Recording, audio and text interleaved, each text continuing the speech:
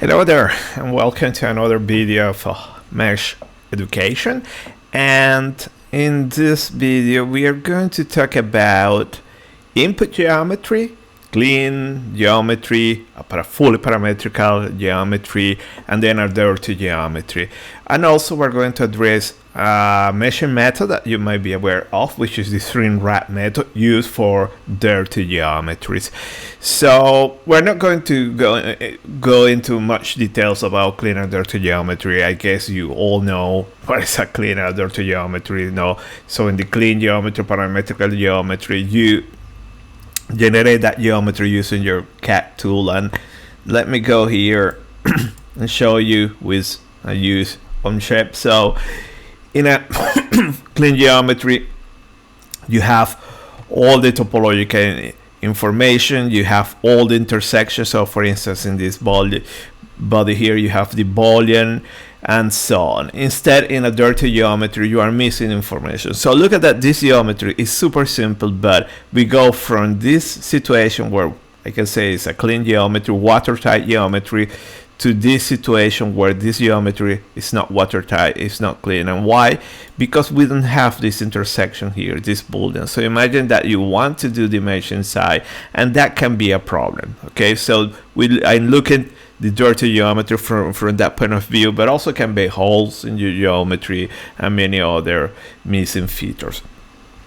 So another way that we relate to dirty geometries is according to the input geometry, the file type. So usually when we work with STLs, and look at here that this is what we have from a STL, we have a surface triangulation, and when we have this surface triangulation, usually we don't have information about intersections and so on. So look at in this case, and if I zoom here, we have two meshes, the surface triangulation of the sphere and then in the cube, and see that there is a lot different, and that difference between that triangulation can generate problems when computing intersections, which is not the case when you have the full parametric geometry. So you also might be aware that computing intersection in STL is quite tricky in using this surface triangulation. And actually one of the reasons why I'm doing this video, because I have received many requests, how do I compute those intersections? So my first advice, avoid STLs. If you have your CAD, do all the Boolean operations there, export everything in with all the intersection features. But if you need to do it, I will show you a trick using two applications. First, we're going to use EnnovaCFD, and then I'm going to show you which mesh mixer, which is a fantastic application. I really like it. It's not supported anymore, but it still is valid. The equivalent to this one would be Blender. Blender, basically you can do the same stuff, but Blender, probably if you're familiar, is very tricky, very difficult to use. So I will keep simple, and I will use mesh mixer to do the operations that I'm going to show you. So let's move now to the meshing tool. So just to remind you that what I'm going to do is just, we have this geometry. The problem with the geometry is that we don't have the intersection. We have an STL. How we can compute that STL? So here I have Ennova, my meshing tool. So if you're interested in testing Ennova, just drop me an email and we can get you a demo license. So let me open the geometries already, import everything. So basically what we have is the cube and the sphere. Okay, remember I save those geometries in STL format. It's a surface triangulation. I don't want to go into details. And when I have that one, I have the separate geometries. I don't have that topological information here. And to show you, for instance, I have here the parasolid where I have the Boolean. Okay, and let me open this one with the Boolean. So this will be, for our effects, that will be a clean geometry, a watertight, perfect geometry. And if I go here, let me hide there, and see that you have all these lines, everything representing the topology of this geometry. So this is perfect. Here, this looks perfect, but when I hide this sphere, see that I don't have that intersection, and the triangulation is very, very difficult to compute. So let me go here in geometry, and if I plot there, this is what we have. So how do we compute that intersection? This is way. There are different ways to do it here in Innova, so which I really like. It's quite easy comparing with Blender or Mesh Mixer or some other tools. It's quite easy, but that level also depends in the geometry now. So this case is very simple. However, just intersecting it can be tricky. Okay, so don't take it for granted. So let's intersect this geometry. So first, let me go here and remember in Innova, let's create the volumes, which is very important. So create a volume, and I haven't done anything besides this volume. If I go here to meshing, we have different meshing methods. So this one, it is the topology-based method. This is a method I always recommend, but this method works with watertight clean geometries. This case is not watertight, it's not clean. So let me show you what will happen here. So I already know these dimensions. Let me put these values here and surface mesh only. And if I click here, it will do all the meshing, taking the STL. And in this case, let me go here also. And okay, so here we have the mesh, but see that it's not something a sectal. Okay, we have this triangulation, very strange, which depends, as I mentioned. Okay, it's not this one. Okay, I'm in the wrong one. Okay, I was in the wrong. Yeah, it's this one. Which depends in the quality of the input geometry. So see that the starting triangulation that we have in the geometry, it wasn't that good, and we have these funny elements there, which if you are doing CFD, you know that this is going to generate problems. So here you have a first way to do, okay, but it didn't work that much. Okay, so we use this one, but let's use now this one, the string rack. So I go there, I have the parameters, and this is what we have. Okay, so you have to be careful also. So remember that we didn't do the Boolean, so these spheres are intersected. So this is one of the beauty of this method, that you have intersections that it will compute that, but not always. You want to remove material, you want to keep seeing, so it requires some manipulation. So at this point, to fix the issue here, so we're using the string wrap, we have these options here. So I don't want the internal, I want the external. So you have a few options there, and let me compute with this one now. And there you go, you have this sphere, and look at that, it compute the intersection with no problem. Okay, so intersect the sphere, but this is, as you can see, is very easy, but not always works. Okay, so in some cases depending on the complexity. So this second step is to do the refinement, but it's fantastic now. So this is one way how to intersect STL. So you can have a starting point, and let me open again those STLs just to show you. Okay, so I have the two STLs that they are not parametrical, they are very difficult to manipulate. So this is the triangulation that I have, and from this, and we know that, well, intersecting this can be tricky. By using this method, the string wrap, defining some parameters, it will compute automatically those intersections. And let me put some transparency in our mesh here. There you go, you see all the intersection. But as I mentioned, this not always work, depending on the complexity can give you a problem, but it's a very good solution. So let me show you another approach. Okay, so let me erase that mesh. We have here our volume, our starting geometry. So the other way to do is to intersect somehow these two geometries using of the functions that we have available in Innova. So let me show you the way I like to do it. I think it's very powerful. I really like that, and I have to stress that this method is not present in many other tools.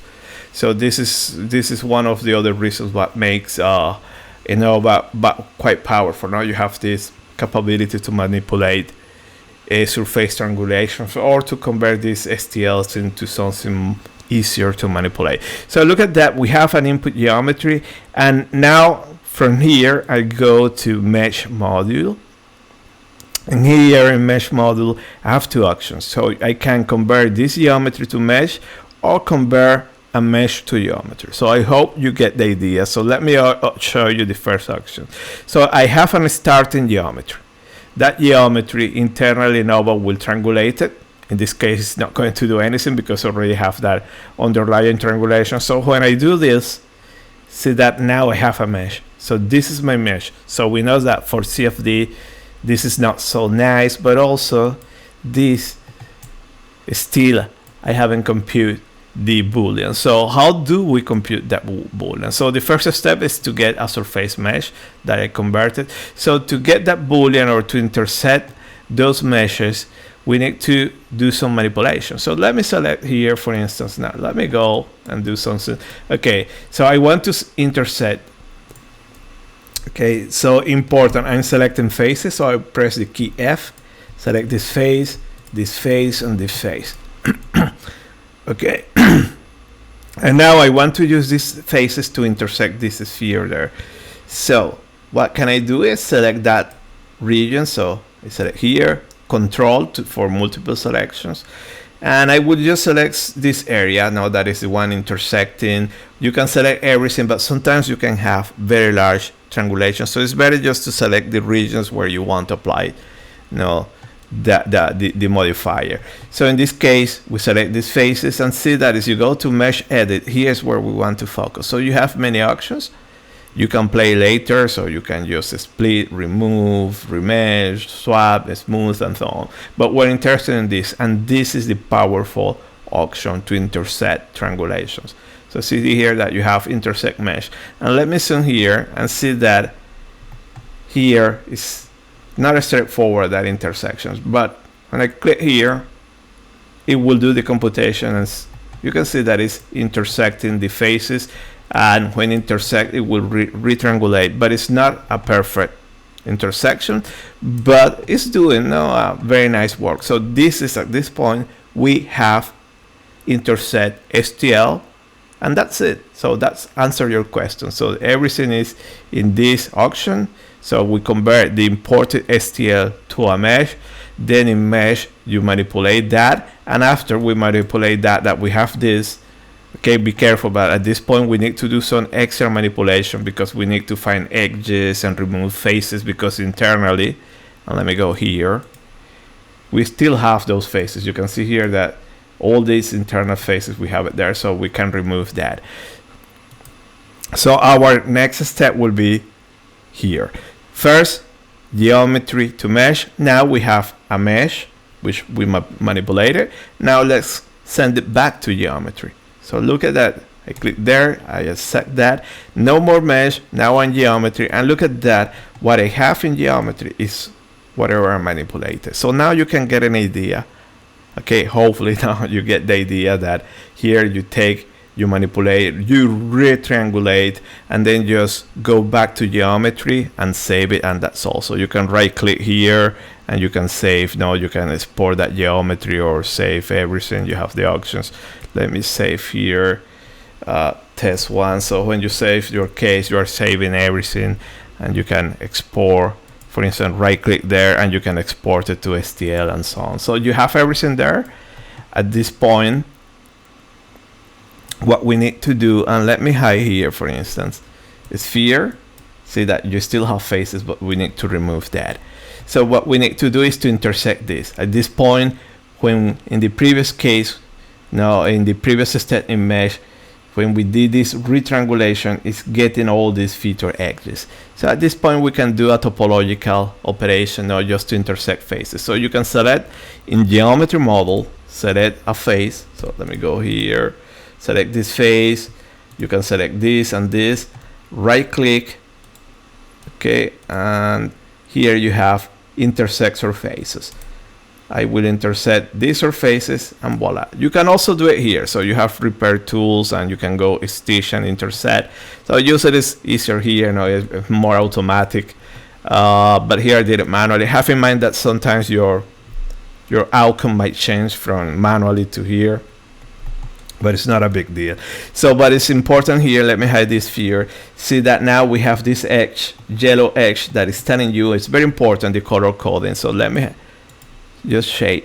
So you have black edges, meaning that you have a surface connected to another. So that's what you want. Everything watertight close. A yellow edge will tell you that a surface is connected to more. So see here that this surface is connected to something here. So this is okay, valid, but might be an indication that you need to do clean out, like in this case. Then you have rect edges. Rect edges here we don't have, but rect edges means that the surface is not connected. So that must be repaired unless you are dealing with baffles. And then you have blue edges that is disconnected. So usually you don't find those edges. So let me select here and here. Multiple selections. Remember, control, remove. There you go. I don't have any more of that. But look at the color is still yellow. So it's still, that is telling you that somewhere you have another surface. So let me select here. Let me hide this face and see that internally you still have this face. When you remove this, see that immediately becomes black, and now this is a perfect geometry. Everything intersected. This is what you want. And let me show this. Here is your final outcome. Okay, 2 STL intersected. Something that it is very tricky. You see that we did it here in a few steps. And what is even more important is that here you keep your surfaces and you can remesh your surfaces to get something much better. So this is to our proposals. This is a fully valid geometry. Now we can go. Every now and then, remember to save everything. We can go to the meshing model. Remember to create now the volume here. So I have my volume, then I move to meshing, and now here in meshing, I have all the information I need. Everything black, I have all the features. So any method that I use will work. So just to show you, for instance, if I use the topology-based, it will work with no problem. Okay, so there you go. Resolving all the features. And what is interesting that, for instance, if you are not happy with this triangulation that you have here to create your mesh that we used previously, and let me go here. If you are not happy with this, you can use this triangulation. And remember, I show you that here, just simply this option, mesh to geometry, and you convert this one, and then you have a better surface triangulation.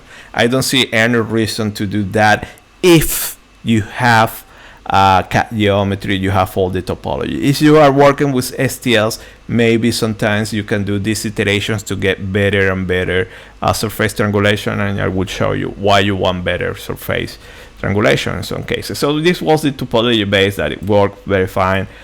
Here, actually I didn't show you here. So here we have the Boolean, now the topology base, and yeah, okay, this one will work with no problem. So and let me keep here working that. Now I want to use this method, this shrinkwrap, and in this case, okay, we have everything. But what is interesting is that look at the problem that we have here. And here I will just talk a little bit that underlying geometry, and for those OpenFOAM users also to talk a little bit about snappyHexMesh, because snappyHexMesh, it has these problems, and we're going to see why we have these problems. And any tool that uses this shrinkwrap might suffer of these issues now in these intersections, but everything is due to the underlying geometry. So recall that what we have here as input geometry is this, and this shrinkwrap method basically is wrapping the surface. Okay, we have the features, it will try to capture that, but also it will compute that surface initial wrap using the underlying geometry. And look at that, this triangulation is not a very nice triangulation.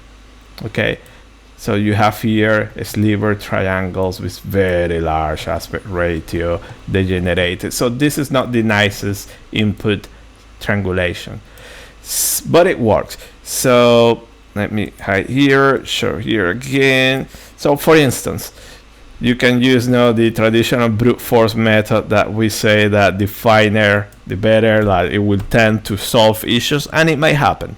Okay, so let me reduce here this parameter that represents now the maximum size, and it might solve the problems.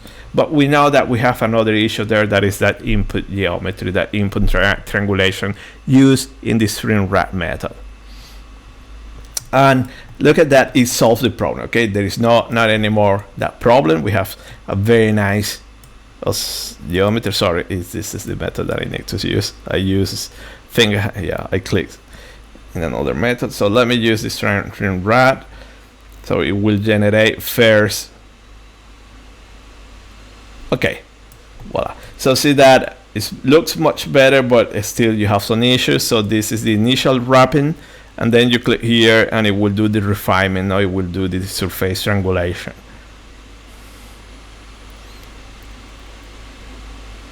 And doing the smoothing and so on. And if I zoom here, see that you have this small issue. So this is the idea for probably if I go much finer mesh there, I will solve these issues. But it's not the idea. No, the idea is to have something economical. So we already state that our problem, it is the underlying surface triangulation. So let's see how we can fix that problem. So here we have this. Okay, so see that you have some issues, but for me, if you are using this approach, you know, remember this is a dirty geometry, whatever, we tend to be very tolerant when it comes to this kind of methodology. So usually this is something that you are wall modeling, so these are small issues. But if you want perfection and to avoid these issues, so what we can do, okay, so let me go back here, our starting point. So this is our starting point. I hope now for you it's clear that this issue that you see here, this is due to this underlying triangulation that you have. Same stuff that happens with snappyHexMesh. So it's very good. It's very it's recommended to have good surface triangulation. Personally speaking, when it comes to Snappy, I think the most important feature, you know, is that you need to have all the normals oriented in the same way, and then try to avoid this triangulation. But normals orientation very important, and then this low quality surface triangulation. So what we can do, and here you can imagine that, okay, why we don't get a better surface triangulation? So we have all the topological information in this case. So what we can do here, if I can go back to the topology-based measure, I want to do only the surface mesh, and I have to be honest, so this is just to show you the problematic, the problems and how to solve it, and how we can relate that underlying geometry with those small artifacts. But if you are able to create your mesh using the topological method, it makes no sense to use this shrinkwrap. Usually we use this shrinkwrap because this doesn't work, but anyway, it's up to you. So see that we have a very nice surface mesh. It's not like our input geometry. Okay, and let me go back. Okay, it was here, back here. Look at the main difference. Okay, this and this. So this is much better. So now that you have this surface mesh, what we can do, and remember these two options are very important when manipulating STL.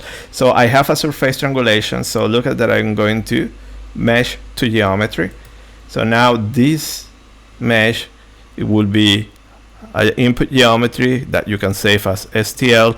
By the way, always now and then save that, because these operations sometimes they crash when you are doing these operations. So now as input geometry, this is a perfect geometry, beautiful geometry, and the surface triangulation is this one. Okay, so we can go to mesh, and let me mesh the geometry with the same parameters that we used previously. And recall that there were some regions that we were having some strange elements. Now it wasn't resolving the features. It wasn't capturing that. So if I try to do this geometry now, and now that I have a much better surface triangulation, you will see that now we are not going to see any more of those issues. We're going to have a perfect mesh. And there you go. So as you recall previously, those artifacts that we were having there, they disappeared all over your mesh. Everything disappeared. So what you see here that is happening, it is exactly the same that happens with snappyHexMesh. So if you are a snappyHexMesh user, here you have some guidelines how to fix your problems. Okay, first and most important, normals. Okay, have your normals oriented in the same way, and always not very sensitive to that, and actually internally will fix that. And then have a good surface triangulation. And now let me click here. This is the second step in the shrink wrap method. So this one, from this initial wrapping, it will do the surface triangulation and smoothing and so on. So very nicely, see here that it resolves all your sharp angles, everything with no problem, which sometimes is tricky to do with the snappyHexMesh here. As you can see, no problem, but still it is sensitive to that input surface triangulation. So always my advice, working with dirty geometries and looking the dirty geometry from a point of view that you don't have a so nice triangulation. The best way is to retriangulate that surface somehow, and then that one will give you much better results if you are using this shrink wrap method. Also, is you are intersecting or doing topological Boolean operations with STLs. I show you the workflow. It works very well. I think is the most efficient workflow that I have used now to manipulate. There are many other tools I mentioned, Mixer, Blender. You can do it in Fusion 3D as well. Also, so some other CAD tools have that capability, but it's not as powerful as working here in Ennova, because we can do that surface triangulation. I think what is missing in those CAD tools and so on is that when you save, and just to show you here, to save that geometry, and when you export that to STL, I think we're missing here something like export that as an STL and use a Delanois triangulation to get a nice surface, because usually that STL triangulation doesn't look for quality of the elements, just look to have to represent somehow the surface, but doesn't look to the quality. So I think that is what is missing, and I haven't seen a single CAD software where you have that option. Now save the STL as a Delanois triangulation. Always you need to pass through some meshing application like we did here. Okay, so very cool. I think you get an idea of the issues, and to show you another approach how to fix that geometry. So let me import again. So the most reliable one, in my opinion, when working here in Ennova is the one where you okay, the one I show you that you go into the mesh and then you do the mesh edit. Can be a little bit time consuming, but I think it's the most reliable one. So let me show you now a second one. Okay, so this is one. Go right ahead here, and it will intersect. Depending on the complexity, it will work. So in this case, it worked, but more complex situations, it's not going to work. It's going to give you those artifacts. Remember that you have those stairs in the intersection, so it might give you that problems. The other way to do it, okay, so it is something in between the easiest and the hardest approach. So we go here, so you have everything. So you read your geometries, everything is watertight. So basically what you can do, let's go into the repairs options. So as you go into the repairs option, you can go stitch and intersect surfaces. So now that this topology, everything exists, see that now it will intersect it automatically. So let me go back to show you. So our input geometry, and to stress this one, I hope now it's clear. So this is what you are reading. Okay, but now if I go here and I stitch and intersect, this automatically is going to intersect, and see that what it's doing in that intersection is creating that new triangulation, which is much better than this. Okay, but however, this triangulation is not high quality. Okay, so we want to have something like this, high quality. Okay, intersect all your features, but also keep high quality to avoid those spikes there. So we intersect there, and at this point you can guess that what we need to do is just erase the extra surfaces. In this case, this one I need to erase. I don't need this one. This also I need to erase. Whoops. Cancel. Erase this. Remove. Here I will have, I think I have one small one, so you have to be also careful.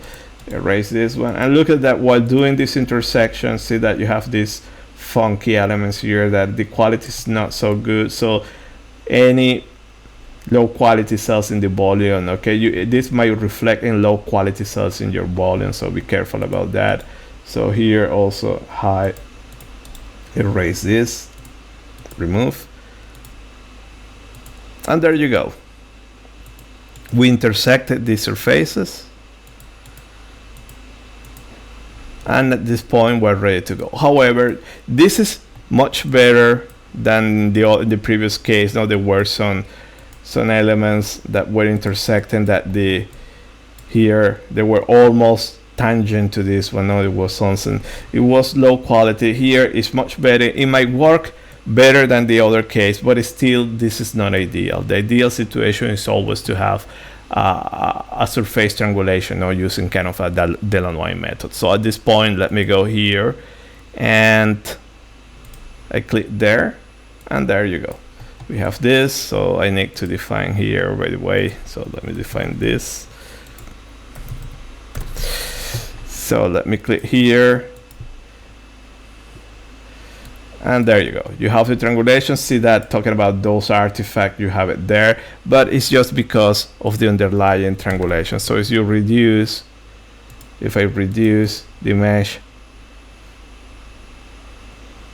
there, it will get better, but the final solution or the right solution is getting a good surface triangulation. So I think with this, I don't know. So this is to show you how to manipulate these STLs. It's a simple case, but you see that it can get a little bit tricky. So we did it with Ennova. Next video, I will show you how to use a mesh mixer to do design. But personally speaking, I prefer to use Ennova. Okay, thank you for your attention. See you next video. Bye.